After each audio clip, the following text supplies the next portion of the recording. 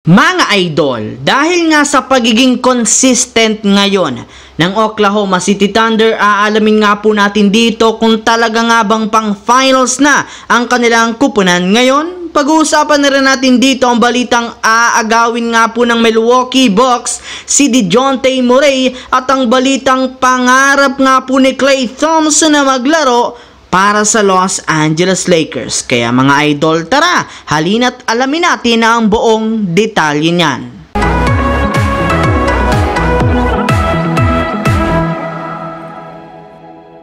Bagamat man isa ang Oklahoma City Thunder sa mga pinakabatang kupunan sa NBA ngayong season, mas consistent para naman sila kumpara sa ibang team na maraming veterano. Sa katunayan, matagal na rin naman nga po nilang nahahawakan ang pangalawang pwesto sa Western Conference at may pagkakataon na nga sila na maagaw ang unang pwesto sa Timberwolves since hindi na rin naman nga nagkakalayo ang record nilang dalawa. Pero isang malaking katanungan, kung kakayanin pa nga ba nilang umabot hanggang sa finals gamit ang kanilang lineup ngayon?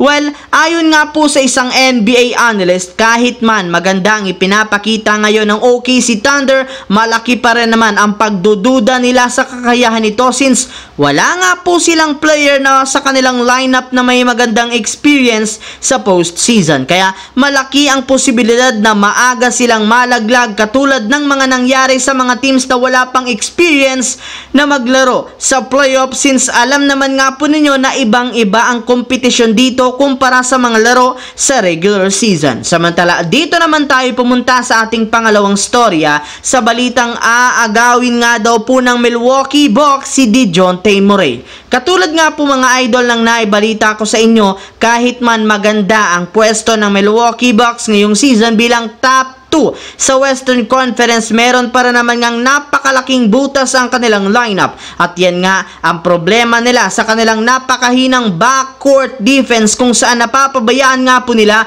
ang mga kalaban na makapagtala ng malaking puntos. Kaya eto nga ang pinaka-prioridad na ayusin ng Milwaukee bago sumapit ang trade deadline sa Pebrero. At base nga sa huling inilabas na balita, isa rin naman ang Milwaukee Bucks sa mga teams na kukuha at interesado kay DeJounte Murray ng Atlanta Hawks na merong kakayahang magtala ng malaking puntos at merong pang depensa. Yes mga idol, susubukan nga po nilang agawin si Murray sa mga teams na interesado sa kanya katulad na lamang ng Los Angeles Lakers. And speaking of Lakers, dumako naman tayo dito sa ating susunod na pag-uusapan sa balitang aminado nga po si Klay Thompson na pangarap niya ng maglaro sa Lakers. Kalat na nga po mga idol sa social media ang balitang maaari nga pong gumawa ang Lakers at ang Warriors ng isang trade sa pagitan ni Klay Thompson, Andrew Wiggins, D'Angelo Russell at Rui Hachimura. Ito rin naman ang isa sa mga paraan upang maisaayos ng Warriors ang kanilang lineup. Kaya hindi nga talaga ito malabong mangyari. Isa pa, mismong si Klay Thompson na rin naman ang nagsabi noon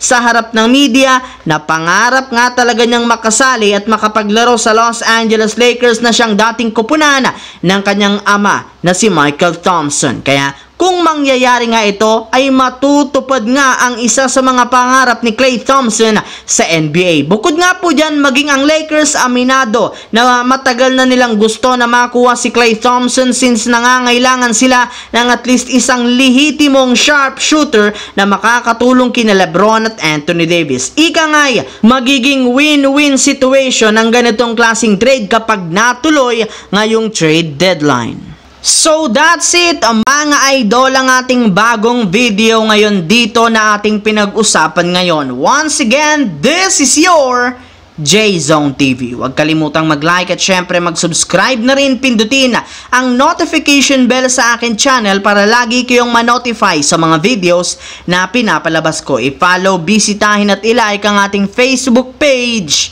J-Zone TV. Thanks for watching mga idol. Hopefully nag-enjoy kayo ngayon.